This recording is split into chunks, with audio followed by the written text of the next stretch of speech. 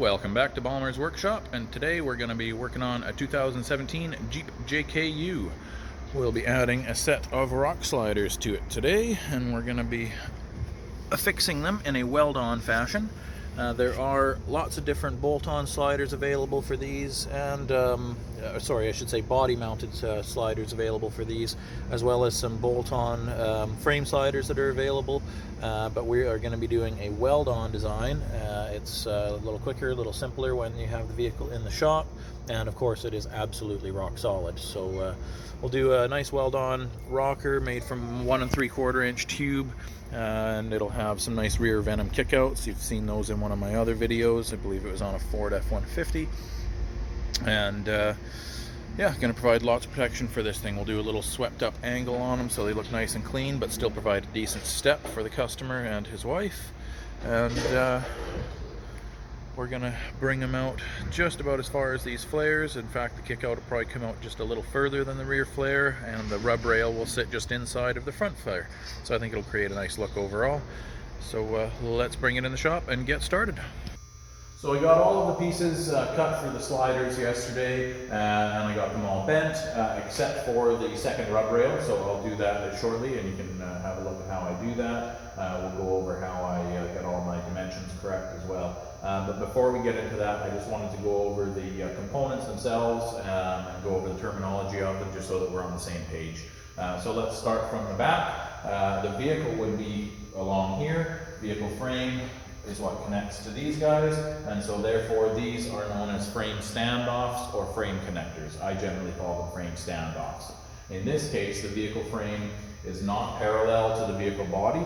The vehicle frame goes inboard towards the back of the slider, and so the frame standoffs are longer towards the back than they are at the front. On this specific vehicle, the body of the vehicle actually sits 1/8 of an inch closer to one side of the vehicle than it does the other, and so I've compensated for that by making these frame supports over here 1/8 of an inch shorter. This is the rest of the componentry for the other slider. Let's talk about this one right now. So we've got our frame standoffs, then we've got our main rail, which is obviously the main component of the slider. This one has been cut on 45-degree angles on the ends just to give it a nice clean look. This here is the rear kickout. This doesn't always exist on sliders. Some sliders have a full-length rub rail with no rear kickout, but in this case we do have a rear kickout. These are my supports for my rear kickout. In this case, they're my Venom supports. The V shape is indicative of the Venom name. And then this is the rub rail and the rub rail supports. Again, sometimes you have a full-length rub rail with no kickout. But frame standoffs, main rail, kickout supports, rub rail supports. So that's what we're working with. All right, let's get started with this rocker build.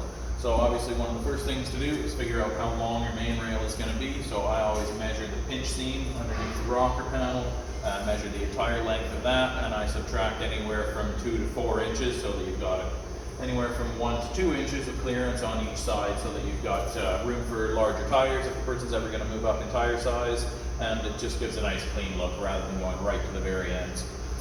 So let's see how long this rocker is.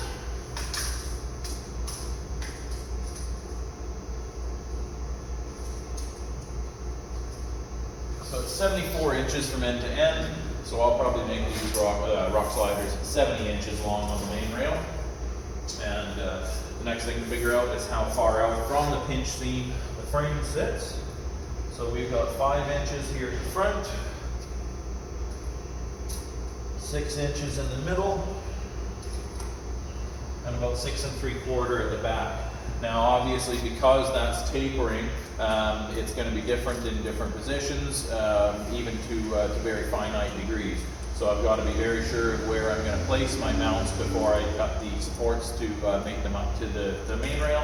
So what I'm going to do is I'm going to make my first decision where I'm going to put the mounts. So I'm going to decide where they're going to go, I'll mark those locations, and then from there I'll measure out to the pinch seam again, and I'll know my exact measurement for that. And then that way I can cut my supports, cut my main rail, and then get everything more or less mocked into place, make sure I'm comfortable with it, and then I can assemble the slider itself. before I weld any of that up, and then put it all together again, make sure everything's fitting up really nicely, tack it all together, and move forward.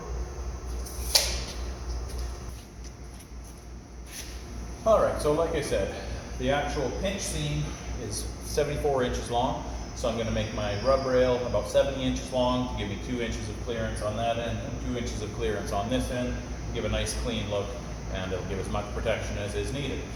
We're going to find our best points on the frame. I've cleaned the frame off with a brush so there's no dirt and stuff on there, and that way I can write on it with a paint marker, which I need to go grab. But basically what you're going to do is just try to find your most forward point that's reasonable to mount to. In this case it's weld on, so I don't have to worry about items underneath. If I was doing bolt on, of course I'd be doing double shear mounts, meaning they come down this side and also underneath the frame and bolt on in both locations, which is very strong. That's the best way to do a bolt on application.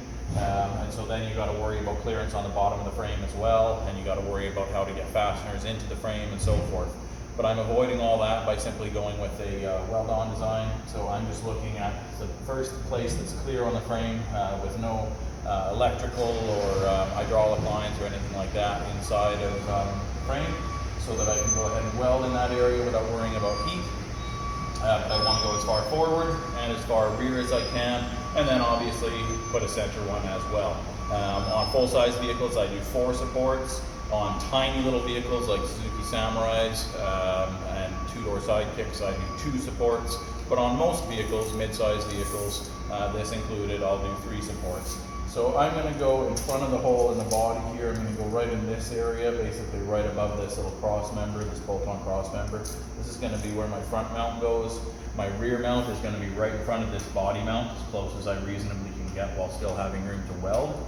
And then my center mount, I'm just going to basically go right in the middle. So I'll just mark those 2 points, measure them, divide them by 2, find the middle point, mark that, and that'll be my 3 points. So I'm going to just do that right now.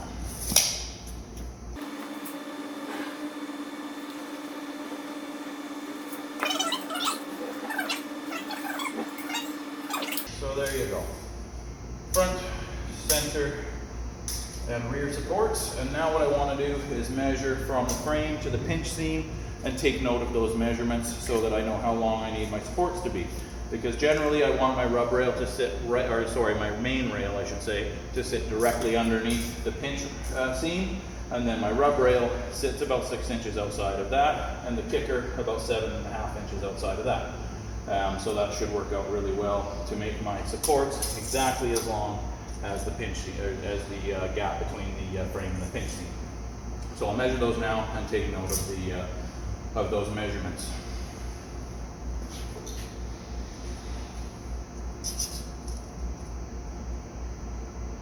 Front is exactly 5 inches, so let's go write that down.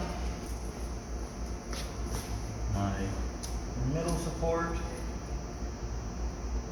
is 5 7/8. And my rear support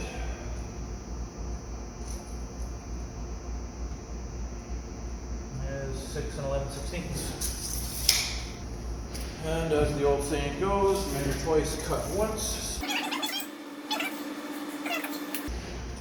So that's perfect. Now I can go ahead, and what I'm going to do is I'm going to cut my main rail to length. I'll cut 45-degree angles on each end of it to make it look nice and clean. And so what I'll do is I'll measure my 70-inch length to the long side and then do the 45s. And then I can also cut my 3 supports. I'll cap the main rail, and then I can put everything in place, make sure it looks good and really square it in line with the pinch seam. If there's any issues, I'll make adjustments, of course. And from there, I can actually construct the sliders and start fitting everything up.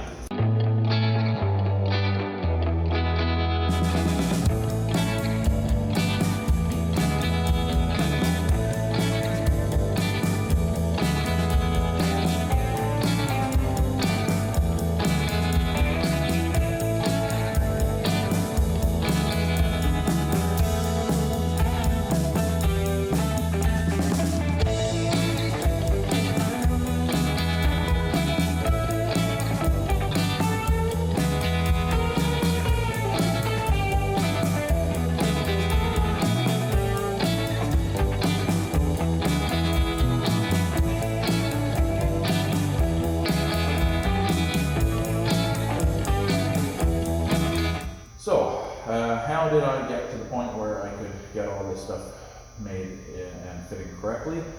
Basically, with my kickouts, I have a template that I go by. It took a little bit of trial and error just to get the footprint correct. I wanted to have about a 24-inch spread on these, generally speaking. Sometimes I do the kickouts a little longer if it's a longer vehicle, or shorter for a shorter vehicle, obviously. But this is my standard, you know, this Jeep is kind of a mid-sized vehicle, and this is my standard setup. So it's a 90-degree bend into a 6-inch flat portion, into a 45-degree bend with, I think it's about 7 inches. Yeah, 7.5 inches of front load. And then obviously a 45-degree coat and a 90-degree coat.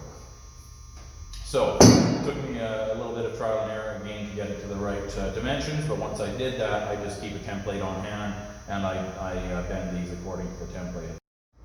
Time to bend up this kicker. So I've got it ready placed in the bender here. I've got the collar on, and if you look in this handy hole that I drilled through the through this arm, you can see exactly where the bend starts. There's a little tiny notch that I've cut into my die, and that's precisely where the bend starts, and you can see that there's a line on the tube lined up perfectly with that. So that's how I know that my bends always start at the correct point. It surprises me that this hole wasn't there from stock with this bender, because it's really quite a critical thing. But now that I've drilled that hole, which I did years ago, I have a really accurate way of starting my bends. Make sure that when you pull your tube straight in your die that your pointer is on 0. And then you go ahead and start bending, and we're going to go for a 90-degree bend.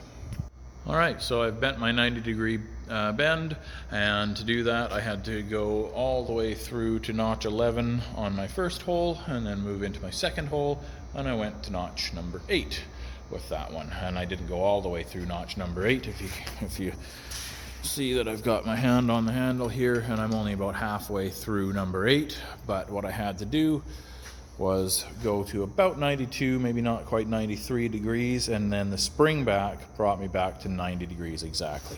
So what I mean by spring back, if I open this up, is if you look between the die there, you can actually see that there's a little gap, or if you come up here, it's dead tight. And that is spring back. If I were to now put my notch bar back in there and pull on here, I don't know if I'm going to be able to get this. Let's have a look. Can you see that tightening up and loosening there? So the tube is not being bent, despite the fact that I'm pulling on this handle quite a lot. It's not being bent at all at that point. It's I mean, I shouldn't say that. It is being bent, but it's not going to hold that bend. It's springing back each time. So that's why you've got to go a little further than you need to in order to spring back to the right point.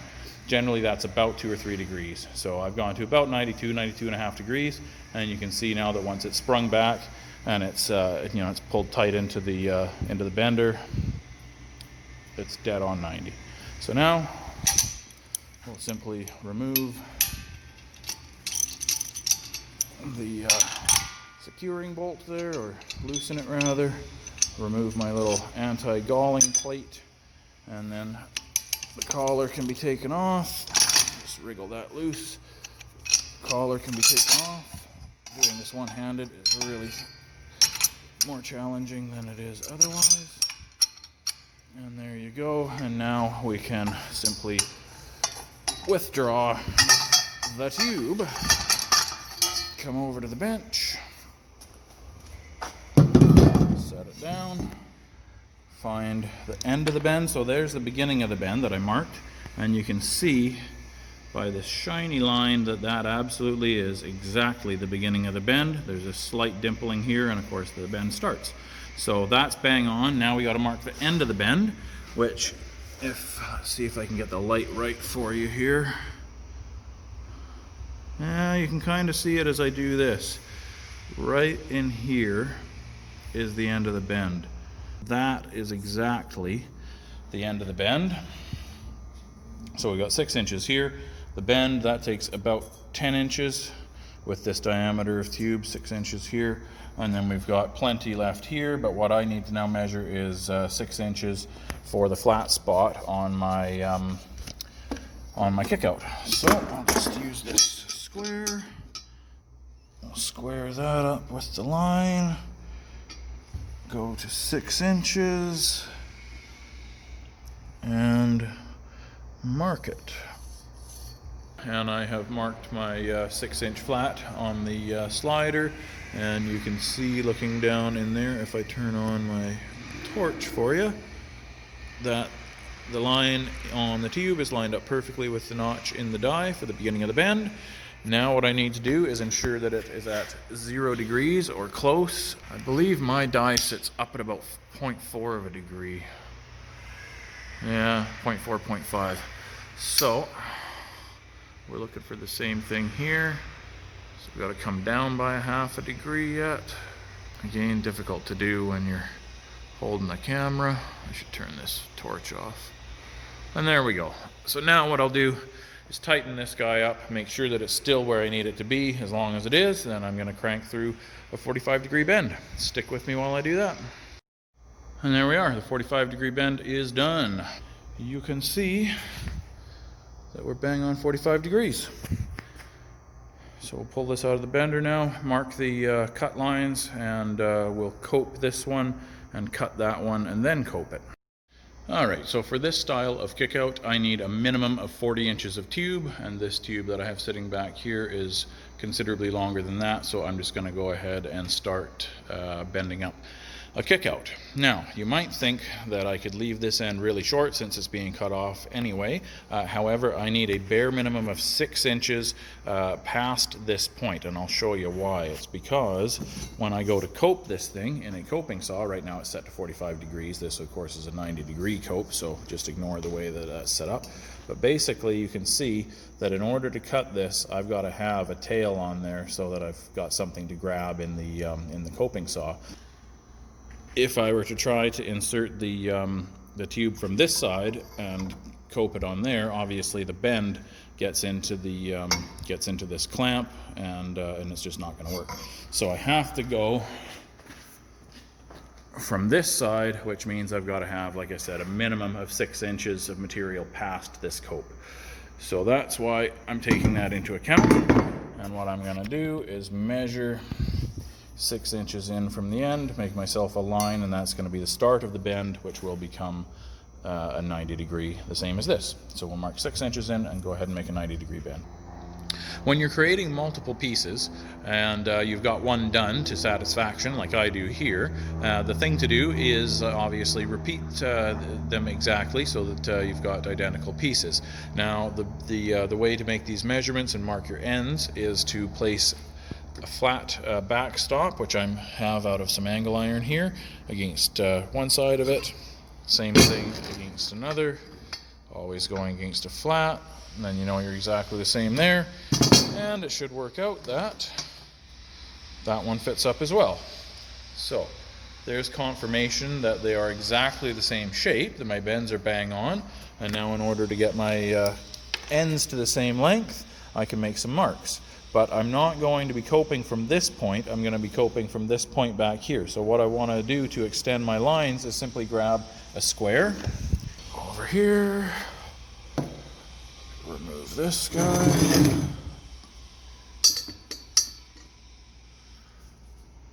and make a line. Over to this side, make a line.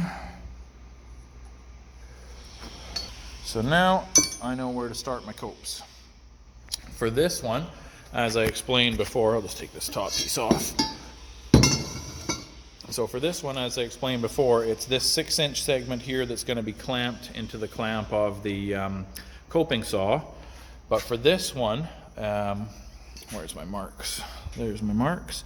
So I'm going to be coping here, but I don't need anything in this area at all to clamp to, because I'm going to be clamping this in the coping saw. So what I'm going to do is just cut my tube a tiny bit longer than that mark right there. So we'll just do a 90-degree cut on the tube at that point. And then I've got something that I can work with easily. And we've got some scrap material, or not necessarily scrap, but spare material. So I have cut the end off of that piece that I just was discussing, and there's the line that I drew with my level. And if I push my hole saw forward, you can see it's going to intersect perfectly with that for the 45-degree cope on the front leg of this kick out. We want to make sure that it's dead zero in line with that, and it certainly is. So we're now ready to do our cope. And again, now you can see I'm ready to cope my 90 degree. All set up in place. There's my mark. So let's just go ahead and make this cut, and then we've got a kick out pretty much ready to go. I've set it to almost zero. It's 0.2 of a degree off, and 0.2 of a degree is acceptable for me on this kind of thing. So once I've got the kicker in place, that's the first thing that I do after my rub rail. Then I can figure out the length of my, that's the first thing I do after my main rail. Then I can figure out the length of my rub rail. And the way that I do that is I take an example piece that I've bent a 45 degree in, I set that in place where I basically want it to be so that I've got overlap on my main rail. So this is longer than it needs to be by at least an inch. I usually give myself 1 to 2 inches of extra. So that's 7 inches to the bend. My bender die takes 10 inches of tube to create a 90 degree bend, so it takes 5 inches of tube to create a 45 degree bend. So we have 7 inches here, 5 inches between the marks for the beginning and end of the bend, equals 12 inches total, and then I'm going to measure from this point until I've got about an inch or 2 inches of overlap over my kicker, about 42 inches. So we had 12 there plus 42 is 54 inches, so I need to cut a 54-inch piece to bend my rub rail from, and I'm going to do that right now.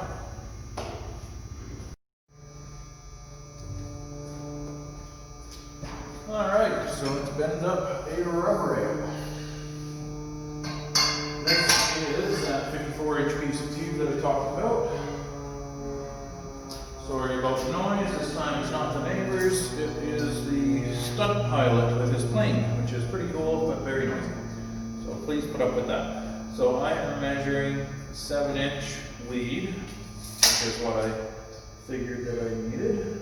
So that's the start of the bend. The bend will happen in this direction, that direction. So I'll have 7 inches, then I'll have a 5-inch bend, and then I'll have the remainder.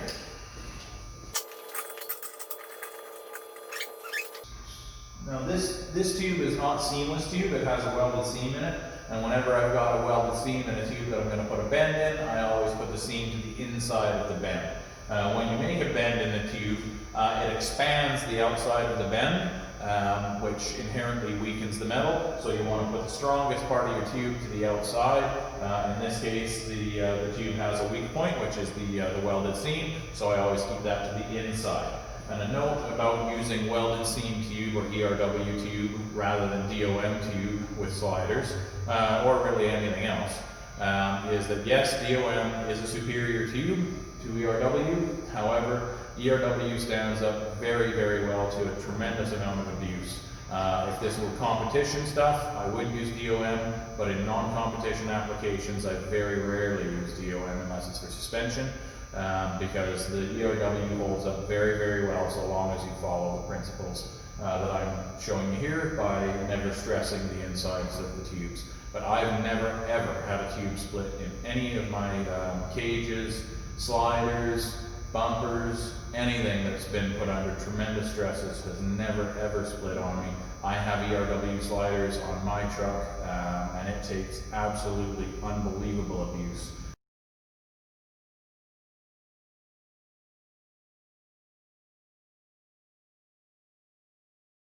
So again, always have your seam to the inside of your bends. Protect my tube here.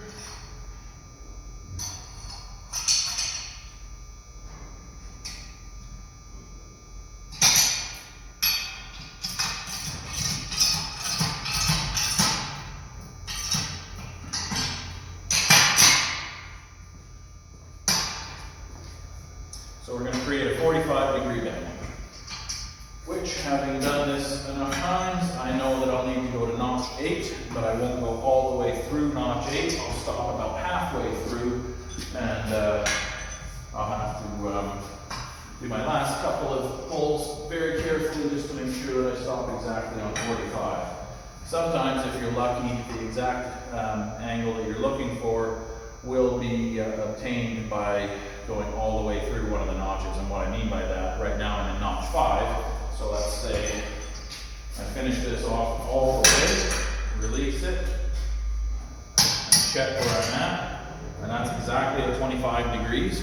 So if I was looking for a 25-degree bend and I had to do multiples of them, I know that I just have to go to notch 5, go all the way through, and I'm done.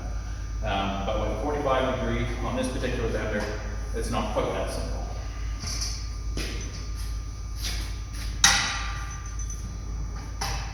So here's notch 7, the last one that I can go all the way through safely. And I know that I need about 4 more degrees. So basically, from here's where my first contact, where my tooth bar or my notch bar grabs the, I guess you call that the actuator. As soon as it makes contact, I've got a reasonable amount of pull before I actually start bending this tube. What it's doing here is seating it into the die. So this is your spring back that I'm going through here. And there's a point where you can feel, and it's only by feel, it just takes a bit of practice to learn exactly when you're actually going to start bending that tube. So I know if I go any further now, I'm going to start bending that tube. I'm looking for 4 degrees, again, just because I've got a lot of experience with this. I know just about how far I need to pull, so I'm going to pull through what I think is about 3 degrees, and then check it. So that should be about 3 degrees. So I'm hoping I'm at around 44 degrees. And in fact, I'm only at 43. So a little more. And every time that I want to check my position, I always release my tube from the follower so that it's nice and free, and then I saddle it back in, but with very little pressure, because that's going to show you the actual measurement. So 44.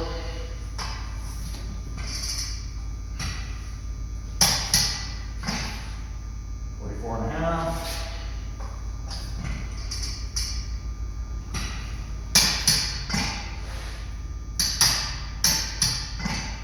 Still not quite happy with that.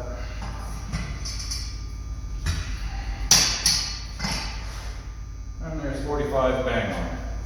So there you go. That's how it's done. I should have just a little bit to trim off the end here and just a little bit to trim off the end there if I've calculated things correctly. So I'll take this out of the bender now. We'll go back over to the slider that I've got mostly constructed. We'll take the rub rail off of it. We'll place it on top of this one and see exactly where we need to make our cuts.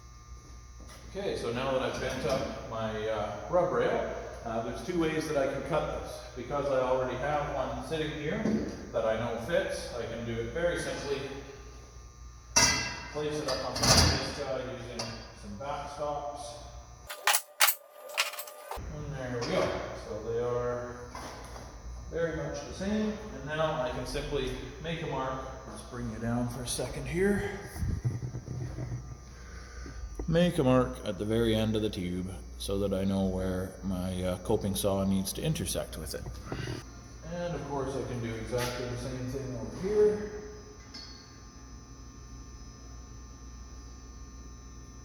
But if I didn't have a rub rail already made up, obviously I couldn't do that. So let's show you the other method. And here we go, setting up the method to cope this with. And what I do is I set my supports in place, and then I take a scrap piece of material to simulate my main rail, put that in place as you see me doing here, run it up to the bend in the rub rail so that I can then just go ahead and make a mark right there. And now when I put my main rail in place of that little piece of scrap tube, it'll be a nice perfect fit up. So basically I've got a perfect mark there to make my cope. Alright, so now that I've shortened this tube up so that it is just barely longer than my mark for the cope to happen at, what I will do is set it in place, make sure it's sitting at 0 degrees, and make my cope. Or notch my tube, if you prefer that terminology.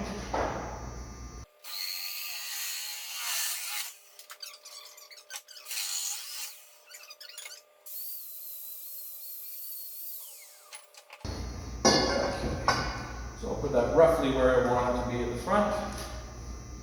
And now what I'll do is I'll just take my the way. I don't need my supports for this, so I'll set it aside. Put my kicker in place. And now, in fact, what I'll do, I will put my kicker on a couple of supports so that it's sitting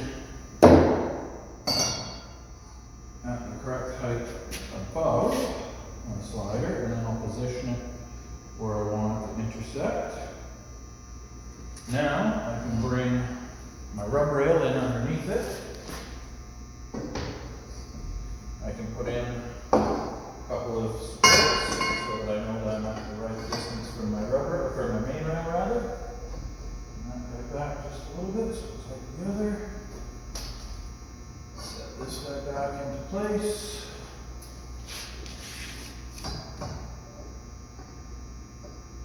Right about there. And now what I can do is take a square, run it up to the point where it's going to intersect. I can move this a little bit here. And make a mark. So just like the coat that I did here, I'm going to have too much lead off here for me to be able to cope it straight away, so I've got to make a cut just past this line. So I'll put this back in the saw and I'll cut it right about here. So I'll cut it at the longest line and then we'll cope it.